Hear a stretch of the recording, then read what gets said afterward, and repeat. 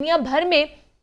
یہ پیغام دینے کی کوشش کی جاتی ہے کہ اس زمین پر جنم لینے والا ہر انسان قابل عزت ہے اور اس کے ساتھ قومیت، جنس، نسل، ذات، رنگ، مذہب اور زبان وغیرہ کی بنیاد پر کسی بھی قسم کی تفریق نہیں کی جا سکتی ہے۔ غور طلب یہ ہے کہ اقوام متحدہ کی جنرل اسمبلی نے 10 دسمبر 1948 کو ہی انسانی حقوق کا عالمی منشور منظور کیا تھا، لیکن جو حقوق اقوام متحدہ نے 1948 میں دیے ان سے کہیں زیادہ حقوق ہمیں 1400 سال پہلے دین اسلام دے چکا تھا۔ تو سیرت نبی صلی اللہ علیہ وآلہ وسلم کی روشنی میں انسانوں کے کون کون سے حقوق پر زور دیا گیا ہے، اس پر آج ہم ڈیٹیل میں بات کریں گے۔ معروف سیرت اسکالر ڈاکٹر پیر طارق شریف زادہ صاحب ہمارے ساتھ موجود ہیں۔ ڈاکٹر صاحب السلام علیکم، کیا حال چال ہے، کیسے ہیں آپ؟ وعلیکم السلام ورحمۃ اللہ۔ الحمدللہ بالکل ٹھیک، خیریت سے۔ ڈاکٹر صاحب کل چونکہ یہ دن منایا جانا تھا ہیومن رائٹس ڈے کا، لیکن آج ہمارا سیگمنٹ تھا سیرت نبی کی روشنی میں، تو ہم جاننا چاہتے ہیں کہ اوور آل جو انسانوں کے حقوق کے بارے میں حضور پاک صلی اللہ علیہ وسلم نے کیا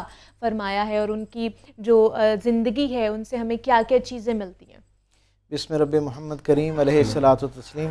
سب سے پہلے تو یادآوری کا شکریہ۔ ہمیشہ کی طرح آج بھی ہمارا جو عنوان ہے وہ براہ راست زندگی کے ساتھ وابستہ ہے، اور اگر دوسرے لفظوں میں یوں کہیں کہ اس کائنات کی کہانی کا جو مرکزی ہیرو ہے اس کے حوالے سے آج ہماری گفتگو ہے کہ اس کی نسبت اور تعلق سے رسول اللہ صلی اللہ علیہ وسلم کی اپنی ذات میں، آپ کی تعلیمات میں کیا ہمیں روشنی اور رہنمائی ملتی ہے۔ رسول رحمت صلی اللہ علیہ وسلم کے قلب اطہر پر اترنے والا اللہ کا لافانی کلام، کلام کامل قرآن حکیم، انسان کی تعظیم اور اس کی اہمیت بتاتے ہوئے یہ ہم تک خبر پہنچاتا ہے کہ لقد خلقنا الانسان فی احسن تقویم۔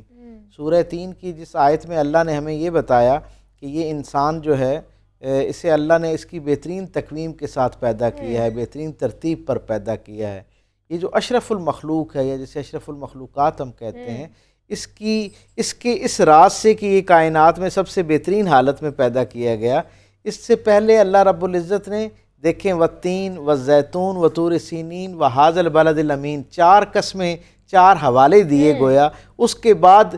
عربی زبان کی ایک خوبصورتی ہے کہ جب کسی بات پہ بہت زیادہ ایمفسائز کرنا ہوتا ہے، اس پہ زور دینا ہوتا ہے، زیادہ توجہ درکار ہوتی ہے اور زیادہ حتمی اور مکمل بات کرنا ہوتی ہے، تو اس سے پہلے قسم اٹھائی جاتی ہے۔ اور قرآن کا کلام کا یہ حسن ہے کہ وہ بھی جب کوئی بہت اہم بات ہم تک پہنچانا چاہ رہا ہوتا ہے تو اس سے پہلے اللہ رب العزت جو ہے وہ قسم اٹھاتا ہے۔ آپ یہ دیکھیں کہ اس سے پہلے 4 حوالے، 4 قسمیں اللہ رب العزت کا دینے کا مقصود ہی یہ ہے کہ یہ جو 5ویں اہم بات بتائی جا رہی ہے، یعنی انسان کو اس کی بہترین حالت میں پیدا کیا گیا۔ حقیقت میں دیکھا جائے تو کیونکہ قرآن جامع الکلام ہے، سارے علوم کا جو ہے وہ مظہر ہے، تو ہم دیکھتے ہیں کہ جو 4 پہلی قسمیں ہیں یہ 4 مختلف ادوار، انسانوں کے جو مختلف فیزز ہیں ان کی نشاندہی کرتی ہے، یعنی جو ایولیوشن پروسیس تھا اس سے گزرتے وقت ان سارے زمانوں کی طرف جو ہے 3 کے حوالے سے ایک حوالہ جو ہے اس کا ہے، طور سینا کا ایک حوالہ، اور پھر وہذا البلد الامین، یہ جو شہر امن ہے اس کا حوالہ دیا جا رہا ہے، جسے ابراہیم علیہ السلام سے آباد کیا گیا، اور گویا ایک ایسی حتمی اور جسے ہم یوں کہہ سکتے ہیں کہ ایک مکمل تہذیب جو ہے اس کی بنیاد رکھی جا رہی تھی، جس نے مستقل بنیادوں پر انسانی معاشرے کو اور معاشرت کو متاثر کرنا تھا۔ آپ یہ دیکھیں کہ پھر ان 4 بنیادی حوالوں کے بعد یہ آیت ہمیں یہ پیغام دیتی ہے کہ لقد خلقنا الانسان فی احسن تقویم، ہم نے انسان کو اس کی بہترین حالت میں پیدا کیا۔ گویا رسول رحمت صلی اللہ علیہ وسلم سے پہلے کے 4 ایولیوشنل فیزز جو ہیں ان کو تو ان کی طرف نشاندہی کرنے کے بعد گویا ہمیں یہ پیغام دیا جا رہا ہے کہ اب ایک ایسا رسول اس کائنات میں آ چکا جس کے آنے کے بعد کا زمانہ جو ہے وہ واقعتاً انسان کو اشرف المخلوقات ثابت کرے گا۔ اور وہ کیسے ثابت کرے گا؟ وہ میرے کریم آقا صلی اللہ علیہ وسلم کی زندگی سے ہم تک یہ بات پہنچتی ہے۔ رسول رحمت صلی اللہ علیہ وسلم کا لایا ہوا پیغام جو ہے، آج ابھی ہم نے تھوڑی دیر پہلے سامعین کے ساتھ آپ نے یہ بات شیئر کی کہ 1948 میں دنیا اجتماعی طور پر انسانوں کے حقوق کے حوالے سے اکٹھی ہوئی، اور ساری دنیا کی جو آبادیاں ہیں، یہ 6 کے 6 بر اعظموں میں بسنے والے انسان کسی ایک بات کے اوپر کسی درجے پہ متفق ہوئے کہ انسانوں کے حقوق کے حوالے سے بات کی جائے۔ لیکن آپ یہ دیکھیں کیا عجیب اور حیران کن اور دلچسپ ایک صورتحال ہے کہ یہ جو ہیومن رائٹس کا چارٹر ہمیں اقوام متحدہ دیتا ہے، ان کی ساری شکوں کو شک وار پڑھیں تو ان میں بظاہر تو 1500 سال کی مسافت ہے، 1400 سال کا فاصلہ ہے بیچ میں، لیکن کیا خوبصورت بات ہے کہ رسول رحمت اس کے اندر موجود جتنی شکیں ہیں ان میں سے کوئی ایک شک بھی ایسی نہیں ہے جس پر عملی طور پہ رسول اللہ صلی اللہ علیہ وسلم نے اپنی زندگی میں عمل کر کے نہ دکھایا ہو. یعنی یہ کیا خوبصورت بات ہے. گویا اس کا مطلب یہ ہے کہ جہاں انسان 1500 سال کے فکری سفر کے بعد پہنچا، آسان تکویم ہونے کے باوجود اتنے طویل سفر کے بعد جس سچائی تک انسان پہنچا، میرے کریم آقا صلی اللہ علیہ وسلم نے اس کو عرب کے اس لکو دک صحرا میں، اس اتنے ریموٹ ایریا، اس ایسے ویرانے میں جہاں آج بھی پہنچنے کے لیے عملی طور پر آپ کو بہت ساری ویرانے میں سے گزر کے وہاں پہنچنا پڑتا ہے، اس مقام پر حضور نے انسانی اقدار کے حوالے سے، انسان کے ساتھ رویوں کے اعتبار سے اور انسان کے بارے میں نظریہ سازی کے حوالے سے کہ ایک انسان نے دوسرے انسان کو کن لفظوں میں یاد کرنا ہے، اس کے بارے میں اپنے ذہن میں کیا تخیل قائم کرنا ہے، اس کے حوالے سے اتنا بہترین مثالیہ اپنی زندگی کی شکل میں، اپنے عمل کی شکل میں، اپنی تعلیمات کی شکل میں پیش کیا، جو رہتی دنیا کے انسانوں کے لیے ایک ہدایت اور رہنمائی کا ذریعہ ہے. آپ صرف تصور کیجئے نا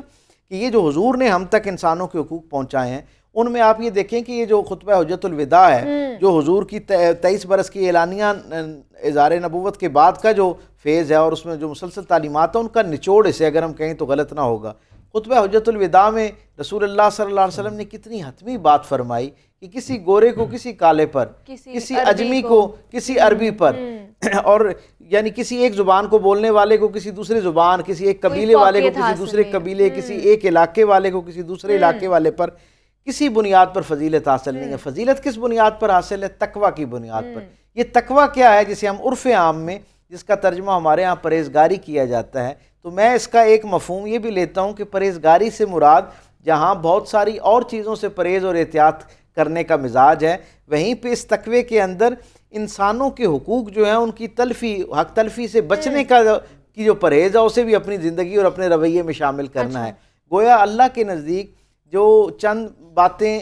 عام انسانوں میں سے کچھ لوگوں کو خاص کرتی ہیں، ان میں سے ایک بات یہ بھی ہے کہ انسانوں کے حوالے سے جو احتیاط ہے، اس کے حقوق کے حوالے سے، اس کی دل شکنی کے حوالے سے بہت احتیاط کے ساتھ معاملات کرے، اس کے اندر اپنی پرہیزگاری کا رویہ جو ہے اسے اختیار کرے. آپ یہ دیکھیں میرے کریم آقا صلی اللہ علیہ وسلم نے فرمایا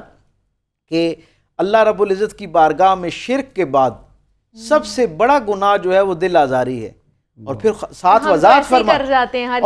وضاحت فرما دی کہ وہ دل آزاری خواہ کافر کی ہو خواہ مسلم کی ہو، یعنی خواہ وہ کلمہ گو جو آپ کو، جسے آپ اپنا شعوری طور پر اپنا بھائی سمجھتے ہیں، اپنا حصہ سمجھتے ہیں، اپنی کمیونٹی کا ایک پارٹ سمجھتے ہیں، خواہ اس کی دل آزاری ہو رہی ہو یا خواہ اس آدمی کی دل آزاری ہو رہی ہو جس کے ساتھ آپ کا نظریہ حیات نہیں ملتا، جس کے ساتھ آپ کی فکر کا، عقیدے کا نظام جو ہے وہ ایک جیسا نہیں ہے، اس کی بھی دل آزاری اللہ کے ہاں شرک کے بعد سب سے بڑا گناہ ہے. تو آپ تصور کیجئے کہ وہ رسول جو اس درجے کے اوپر، اور حضور نے فرمایا حجت الوداع کے بعد جب حضور طواف وداع فرما رہے تھے، خانہ کعبہ کے ارد گرد جو ہے وہ حضور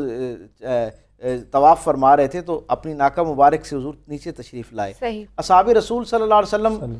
سب نے، ان کے جو دل تھے وہ آنکھیں بن کر رسول اللہ صلی اللہ علیہ وسلم کے ناکہ مبارک کے ساتھ جڑنا شروع ہو گئی، حضور کی طرف دیکھنا شروع ہوئے. اور حضور نیچے تشریف لائے اور حضور نے کیا کہا؟ اپنے ارد گرد رہنے والے محکوموں اور مظلوموں کا خیال رکھنا.